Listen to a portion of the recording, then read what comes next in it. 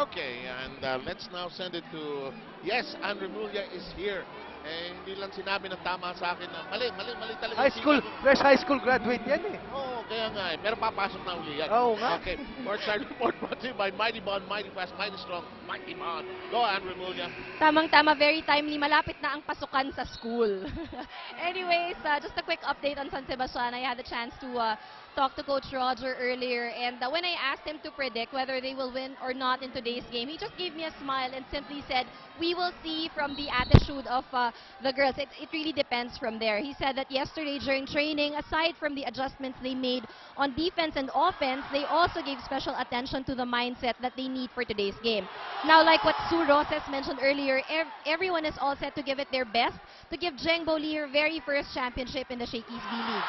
Now, on another note, Mirasol is still nursing a sprained ankle, but according to Coach Roger, if there is a need, there's a possibility that Mirasol will see action in today's game. 7, Coach Ronnie? Thank you very much, Andre Mulia, with that courtside update. And it is now 9-7 as Santiago made a huge block down the middle. Belen with the setup job going early to Wally, and Wally finding the hole. This time getting her way against two blockers.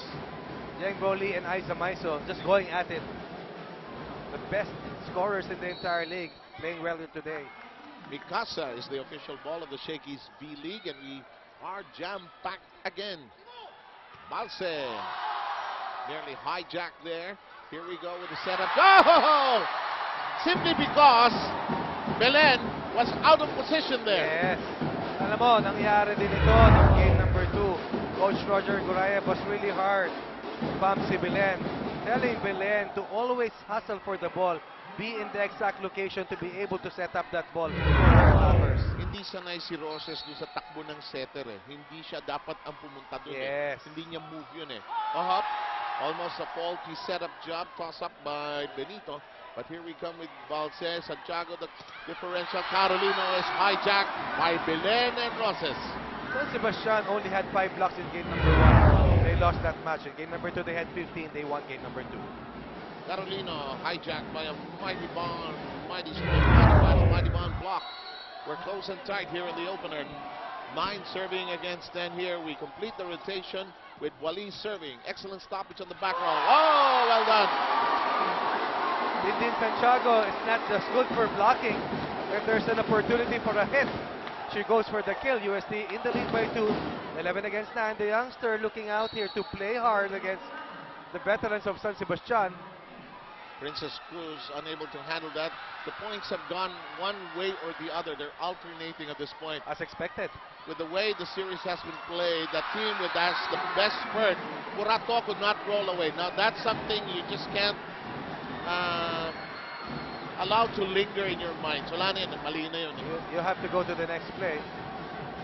Hindi naman siya makapag hip-hop dance doon. Umikot at hindi makaspin. Oo, tama. Pang PlayStation yon. Oo nga naman. Maizo rejected, and they have a chance to reset. Carolino, oh, just long. One reception error, one attacking error. Remember that UST had 25 errors in game number 2.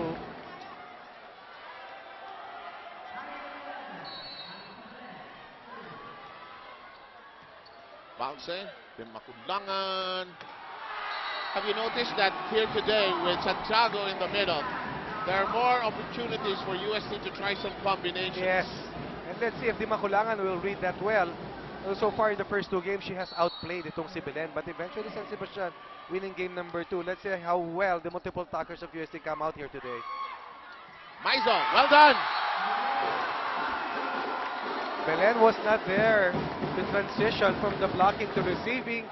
UST once again, ito yung sinasabi mo, nip and tuck, neck and neck, palitan ng palitan. Until that last moment wherein San Sebastian strung together 3 straight points. Now let's go with Santiago's serve. It's in the air. Belen set up job. Maizo. Benito. Carolino, quick to it. Reset. Reload. Reset. The quick. Oh, yes. Ortiz backs that down. Talk about timing. Di Makulangan. Mike Ortiz for the quick.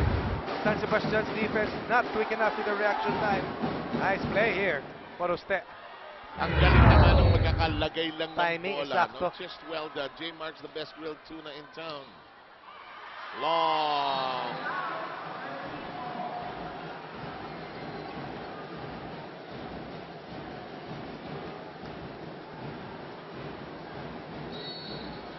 We are tied at 13. Suzanne Rosas all set to uncork. Don't forget Backcourt Sports is a proud partner of the Shakey's V-League. Ortiz is jammed. Good reaction here coming from Benito. Has played extremely well, especially in game number 2, firing 20 points. And here, getting very aggressive, finishing a point after point for San Sebastian. Just so cool when she plays. Oh, what a load up. What a load up.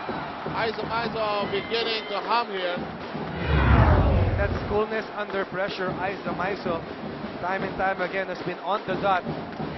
Down the line, 14-all for set. That's a good decision by Aiza to just mix it up. Kasi she was going top and she was going quick. Ang galing kasi ng defenders din ng San Sebastian talaga. Oh, miscalculation on the set. Bad set, double touch. And look at this, UST gaining a freebie.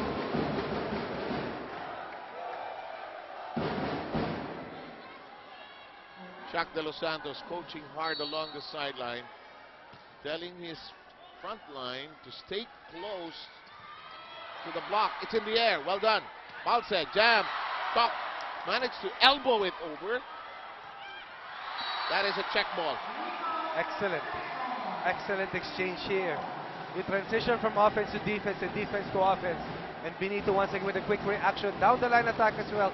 15-all na naman tayo sa first set. There's a distinct mental advantage that San Sebastian has here today. They've taken the monkey off their back, Yes. tying the series. Now we're lax. We can now play a little sharper here today. Belen, well done. Good setup for Wali, but excellent stoppage by the double coverage at the net. Maiko Ortiz and Aiza Maiso combining here to go into the second technical timeout with a 1-point advantage.